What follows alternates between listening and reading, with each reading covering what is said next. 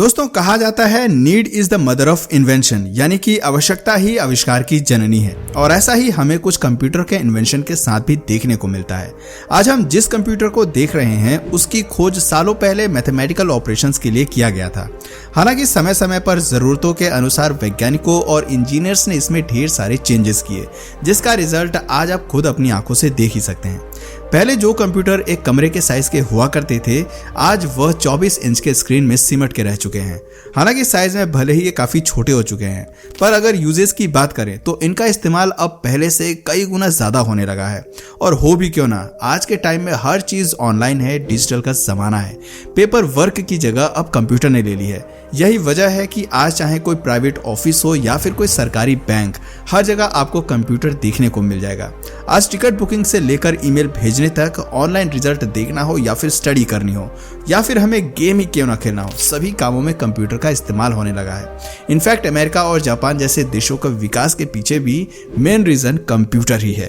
वैसे दोस्तों, कंप्यूटर का इस्तेमाल तो आप सभी करते होंगे, पर क्या आपने कभी ये सोचा है कि दुनिया का पहला कंप्यूटर कौन सा था, उसे किसने बनाया था, और सबसे जरूरी बात कि कंप्यूटर कब और कौन लेकर आया था।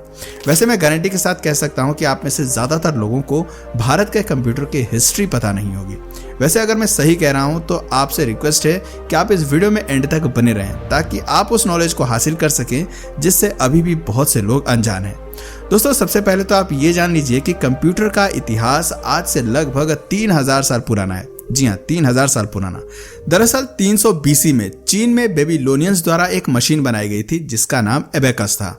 यह लकड़ी का एक फ्रेमवर्क था जिसमें 2 वायर लगे होते थे। ये दोनों ही वायर एक दूसरे के पैरेलल होते थे और इन वायर के ऊपर बेड के शेप के कुछ स्ट्रक्चर्स लगे होते थे जिनका यूज कैलकुलेशन करने के लिए किया जाता था।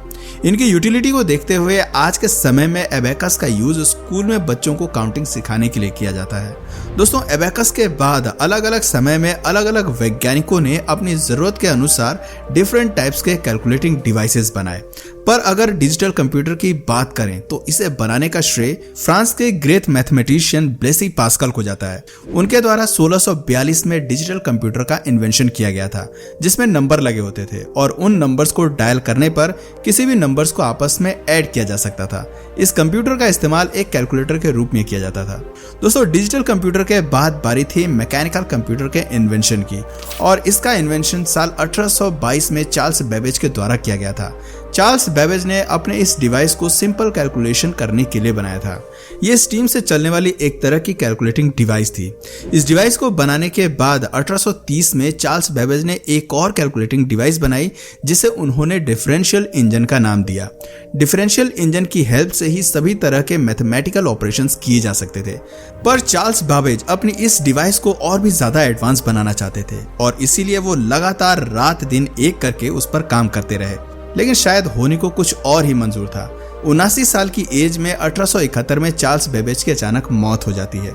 चार्ल्स बेबेज के मरने के 40 साल बाद 1888 में चार्ल्स बेबेज के बेटे हेनरी बेबेज अपने पिता के काम को आगे बढ़ाते हैं और 1937 में पहला जनरल मैकेनिकल कंप्यूटर बनाकर तैयार कर देते हैं, जिसका नाम एनालिटिकल इंजन रखा गया। दोस्तों, ये कंप्यूटर अब तक के बनाए गए सभी कंप्यूटर से अलग और खास था। ये लगभग हर तरह की मैथमेटिकल प्रॉब्लम्स को सॉल्व कर सकता था।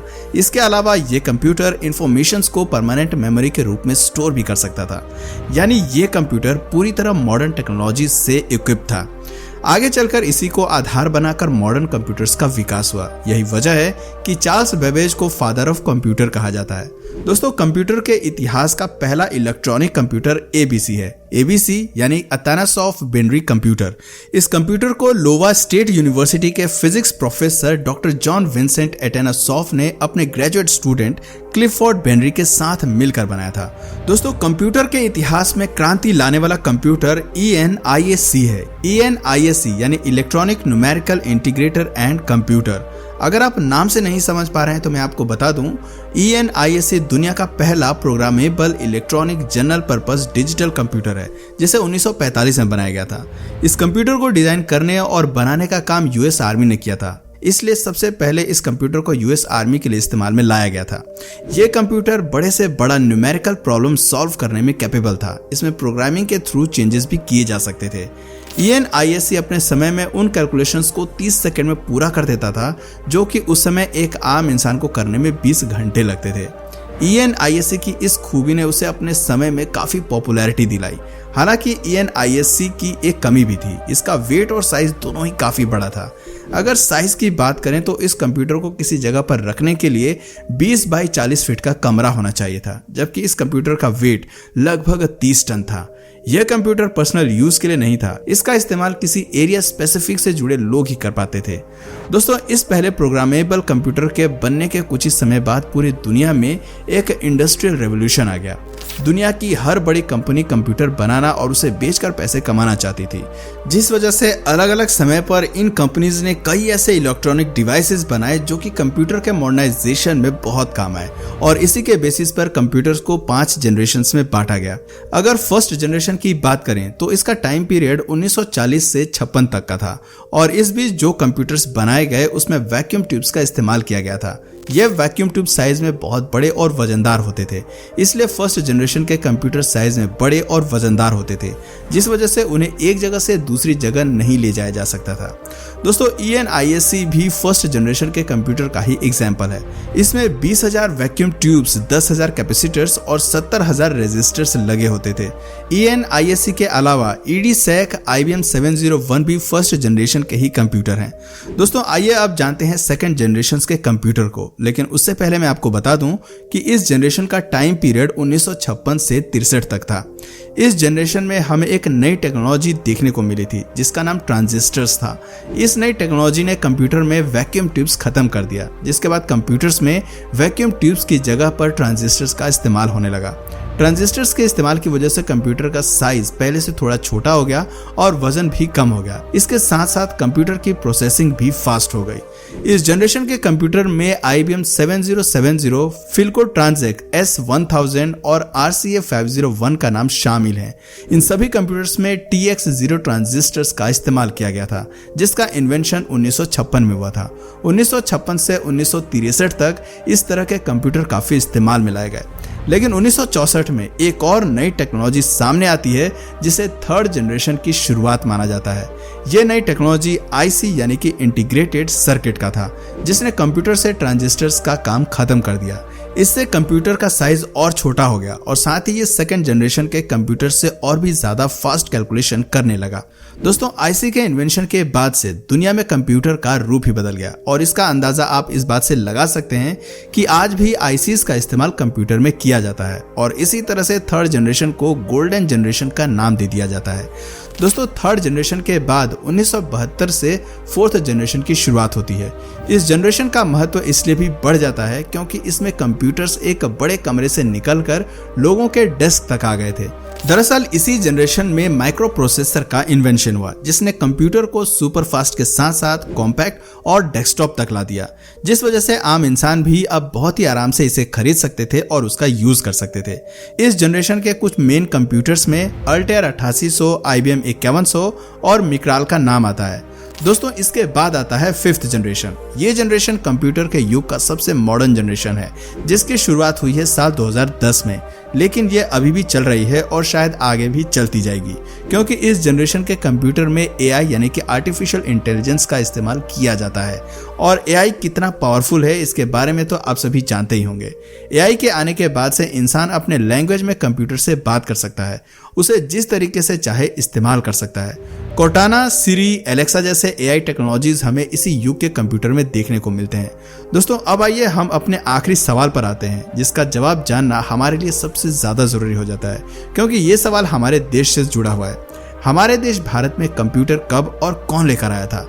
दोस्तों, भारत में कंप्यूटर युग का आरंभ साल 1952 से माना जाता है, क्योंकि इसी साल भारत में पहला कंप्यूटर द्विजेश दत्ता मजूमदार द्वारा कोलकाता के इंडियन स्टैटिकल इंस्टीट्यूट में लगाया गया था। इसके बाद बेंगलुरु में भी भारतीय विज्ञान संस्थान में इसी तरह के एनालॉग कंप्यूटर लगाए गए। पर दोस्तों, अगर सही मायने में देखा जाए तो भारत में कंप्यूटर युग की शुरुआत 1956 में हुई, क्योंकि इसी साल भारत में पहला डिजिटल कंप्यूटर लाया गया था, जिसका नाम HEC 2M था। HEC-2M कंप्यूटर को इंग्लैंड में बनाया गया था। इसे ब्रिटिश इंजीनियर और फिजिसिस्ट एंड्रयू डोनाल्ड बूथ ने बनाया था। इस कंप्यूटर की कीमत उस समय इंडियन करेंसी में 10 लाख रुपए थी। इस कंप्यूटर की लेंथ 10 फीट, विड्थ 7 फीट और हाइट 6 फीट थी। इस कंप्यूटर को भी कोलकाता के भारतीय विज्ञान संस्थान के अंदर लगाया गया था। यह भारत का पहला इलेक्ट्रॉनिक बेस्ड कंप्यूटर था और इस तरह के कंप्यूटर का इस्तेमाल जियोग्राफिकल कैलकुलेशंस और साइंटिफिक वर्क्स के लिए किया जाता था। जिस समय इस कंप्यूटर को भारत में लगाया गया था, उस समय भारत जापान के बाद एशिया का दूसरा देश बन गया था जो इस तरह की कंप्यूटर टेक्नोलॉजी का इस्तेमाल कर रहा था। दरअसल HEC-2M नामक इस कंप्यूटर में इनपुट और आउटपुट के लिए पंच कार्ड का उपयोग किया गया था। हालांकि आगे चलकर इसमें प्रिंटर को भी जोड़ दिया गया। दोस्तों, HEC-2M के बाद साल 1958 में एक और कंप्यूटर भारत में लाया गया। भारत ने इस कंप्यूटर को रूस से खरीदा था, जो आकार में HEC-2M से भी बड़ा था। इस कंप्यूटर का नाम यूरल था। भारत में HEC-2M और यूरल दोनों ही कंप्यूटर का इस्तेमाल साल 1964 तक किया गया था। इसके बाद भारत में IBM कंपनी के द्वारा बनाया गया कंप्यूटर IBM 1401 को कोलकाता के इंडियन स्टैटिस्टिकल इंस्टीट्यूट में लगाया गया। ये एक प्रकार का डेटा प्रोसेसिंग कंप्यूटर सिस्टम था। इस कंप्यूटर सिस्टम को IBM कंपनी ने साल 1959 में बनाया था और बनने के 5 साल बाद ही इसे भारत में लगा दिया गया। दोस्तों, साल 1966 तक भारत में जो भी कंप्यूटर इस्तेमाल में किए गए वो सब विदेशों से खरीदे गए थे। लेकिन साल 1966 में भारत की 2 इंस्टीट्यूशंस, इंडियन स्टैटिस्टिकल इंस्टीट्यूट और कोलकाता की जादवपुर यूनिवर्सिटी ने मिलकर भारत का पहला स्वनिर्मित कंप्यूटर बनाया, जिसका नाम ISUZU था। दोस्तों, इससे पहले भारत जिन भी कंप्यूटर का इस्तेमाल करता था, फिर चाहे वो HEC-2M हो या URL, ये सभी वैक्यूम ट्यूब पर बेस्ड थे। लेकिन भारत में बने ISUZU में ट्रांजिस्टर का इस्तेमाल किया गया था। भारत में बना पहला सुपर कंप्यूटर परम 8000 था। इसके बारे में तो आप डेफिनेटली जानते ही होंगे। खैर, अगर नहीं जानते तो मैं आपको बता दूं कि परम 8000 को CDAC यानी कि centre for development of advance computing द्वारा साल 1991 में आर्किटेक्ट P भाटकर की टीम द्वारा डेवलप किया गया था।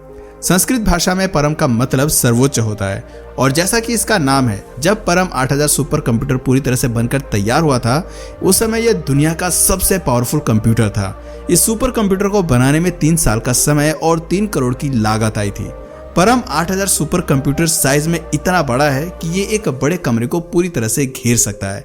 इस सुपर कंप्यूटर को बनाने में सबसे बड़ा योगदान नालंदा यूनिवर्सिटी के चांसलर डॉक्टर विजय P भाटकर का था। इसलिए इन्हें आज father of Indian super computer भी कहा जाता है। दोस्तों, परम 8000 के बनने के 7 साल बाद साल 1998 में परम 10000 को भी भारत में बनाया गया और इसे बनाने में भी डॉक्टर विजय P भाटकर का सबसे बड़ा योगदान था। दोस्तों, इसके साथ ही आपको जानकर खुशी होगी कि आज भारत अपने सभी सुपर कंप्यूटर खुद बनाने में कैपेबल है। इनफैक्ट आज के समय में पूरी दुनिया में भारत अपने सुपर कंप्यूटर को एक्सपोर्ट भी करता है। तो दोस्तों, आज के लिए फिलहाल इतना ही। आपका फेवरेट लैपटॉप कौन सी कंपनी का है, नीचे कमेंट सेक्शन में जरूर बताएं। और अगर इस वीडियो से आपको कुछ नया जानने या सीखने को मिला या फिर इंटरेस्टिंग लगा तो प्लीज इस वीडियो को एक लाइक करके अपने फ्रेंड्स और फैमिली में से जरूर शेयर करें। और यदि आप इस चैनल पर नए हैं तो प्लीज इस चैनल को सब्सक्राइब करके बेल नोटिफिकेशन आइकन को ऑन कर लीजिए ताकि हमारे आने वाले वीडियोस आप मिस ना करें। मिलते हैं फिर किसी वीडियो में नए टॉपिक के साथ। तब तक के लिए नमस्कार।